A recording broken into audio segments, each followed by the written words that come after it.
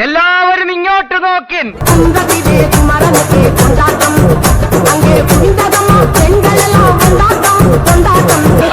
മൂലക്കിലാക്കിയപ്പോ സന്തോഷായില്ലേ?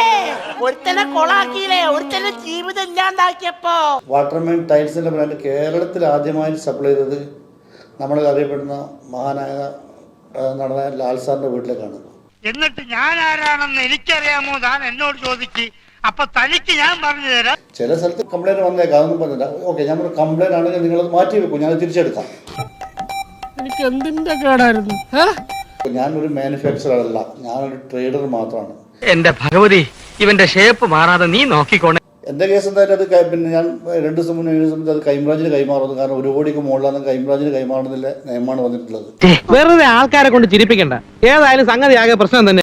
ഞാൻ കുടിച്ച് ഒരുപാട് തെരുവിൽ കിടന്ന ആളാണ്. ചിലപ്പോൾ പട്ടി നക്കിയെന്ന് എനിക്കറിയില്ല, ചിലപ്പോൾ എൻ്റെ അബോധാവസ്ഥ ചിലപ്പോൾ പട്ടി നക്കിയിട്ടുണ്ടാവും. ഞാൻ അത്രമാത്രം മോശമായിരുന്നു എന്നിട്ട് ഒരു കാലത്ത് മദ്യപിച്ചിട്ട്.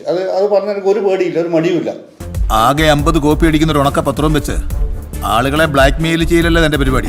ഞാൻ ഒരുപാട് രാജ്യങ്ങൾ 10-35 രാജ്യങ്ങൾ ഞാൻ പിന്നെ സാധനം കയറ്റി അയക്കുന്നുണ്ട്. 2-3 ചതികൾ പറ്റിയിട്ടുണ്ട്. കാരണം ബിസിനസ്സാൻ പറയുമല്ലോ, നമ്മൾ ആൾക്കാരെ മലയാളികളെ വിശ്വസിച്ച് ചില വിശ്വസിച്ചിട്ട് പോയിട്ട് കുറച്ച് കടം കൊടുത്ത് ഗിനിയിൽ കുറച്ച് പൈസ പെട്ടിട്ടുണ്ട്. അയാൾ കംപ്ലൈന്റ് എന്ന് പറഞ്ഞാൽ വിൽക്കാൻ പറ്റുന്ന സാധനം ഇത്.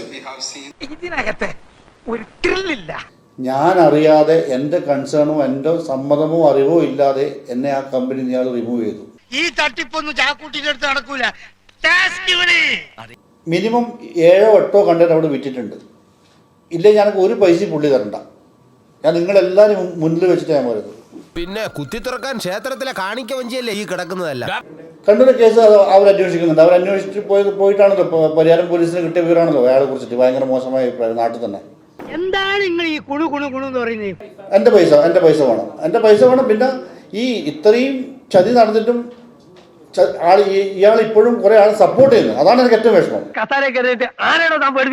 നമ്മൾ വിചാരിക്കാത്തത്ര നല്ല ആൾക്കാരുണ്ടാവും, നമ്മൾ വിചാരിക്കാത്തത്ര മോശം. ഒരുപാട് 10-79 രാജ്യത്ത് ഞാൻ പോയി, ഞാൻ ഒരുപാട് ആൾക്കാരുണ്ട്. പക്ഷെ എന്നിട്ടും എനിക്ക് തെറ്റ് പറ്റിപ്പോയി. ബുദ്ധിക്ക് 5 പൈസ കുറവുള്ള ആളാ അയാൾ. എന്താ എപ്പോഴാ ചെയ്യണെന്ന് പറയാൻ പറ്റും. ഷിബു പരാതി പോയിട്ടുള്ളൂ. ഷിബു അല്ലേ ഒരാളെ കൊണ്ട്, ഒരു യൂട്യൂബറെ കൊണ്ട് അവിടെ കൊണ്ടുപോയിട്ട് എൻ്റെ ഫോട്ടോ വെച്ചിട്ട്, അവിടെ എൻ്റെ പാർട്ട്ണർ ഫോട്ടോ, അവൻ്റെ വൈഫിന്റെ ഫോട്ടോ, അതൊക്കെ വെച്ചിട്ടാണ് ഈ യൂട്യൂബർ. അയാൾ ഒന്നും അറിയില്ല, അയാൾ കാര്യമായിട്ടാണ് അയാൾ ചെയ്തത്.